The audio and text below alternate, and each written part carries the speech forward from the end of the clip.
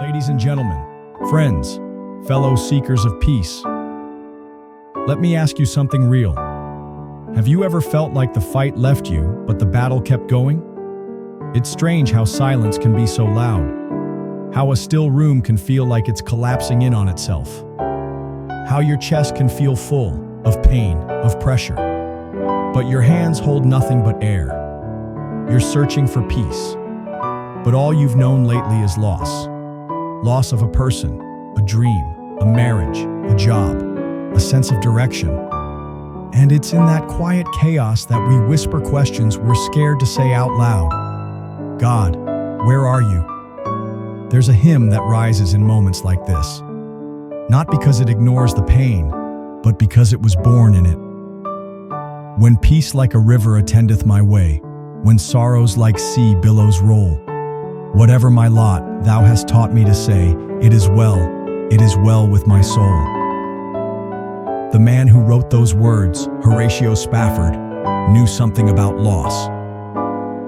In 1871, his young son died. That same year, the Great Chicago Fire ruined him financially. 2 years later, in 1873, he sent his wife and daughters ahead on a trip to Europe. The ship collided with another and sank. All 4 of his daughters drowned. His wife survived and sent a haunting telegram, saved alone. On his way to meet her, as his ship passed the place where his daughters had drowned, he penned those words, not from peace, but from pain, not from comfort, but from deep, undeniable sorrow. And somehow, even in that, his soul whispered, "It is well." Let's talk about today. Not 1873, not Bible times, right now. Because peace doesn't just leave with death. Sometimes it disappears with a phone call, an eviction notice, a diagnosis, a text that ends a marriage, or an email that starts with, "We regret to inform you."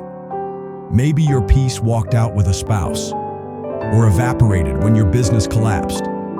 You put everything in it. Everything. And now there's nothing left but debt and a shut door.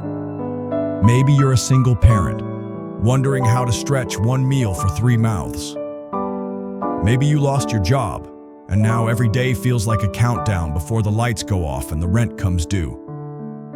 Or maybe you're smiling on the outside and breaking on the inside, because you're the strong one, the one who always holds it together. And now you don't know who to talk to because nobody ever checks on the strong one. That kind of pressure, that kind of invisible ache, it shakes your soul. It scrapes your faith. It leaves you asking, God, do you still bring peace to people like me? You don't have to be a Christian to feel these words. You don't need a title, a cross around your neck, or a church attendance streak to know what it feels like to hurt. Grief doesn't ask for your religion before it moves in.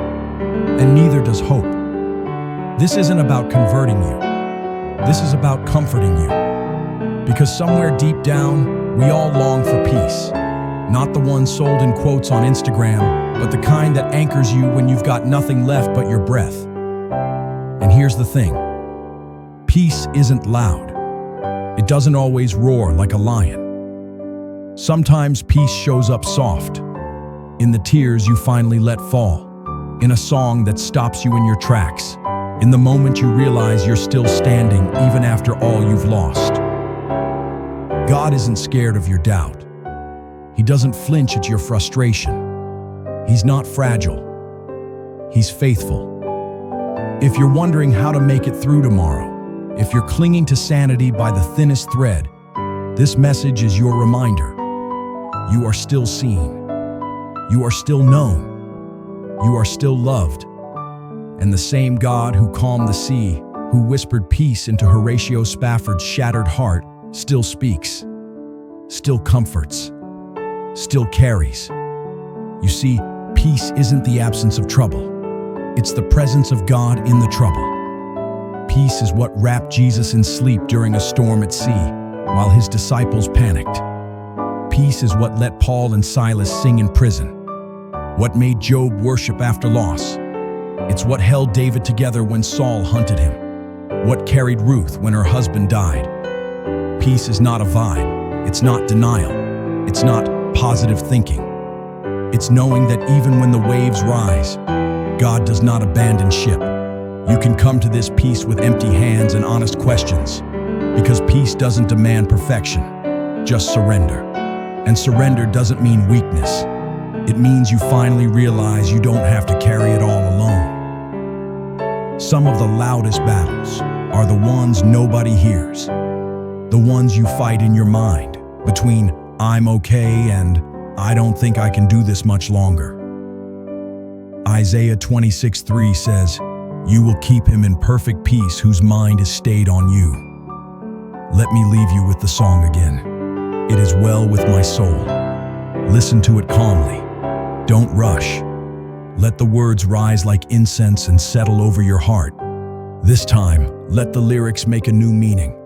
Let them wash over your grief, your loss, your questions, your hope. Because even now, it is well. It is well.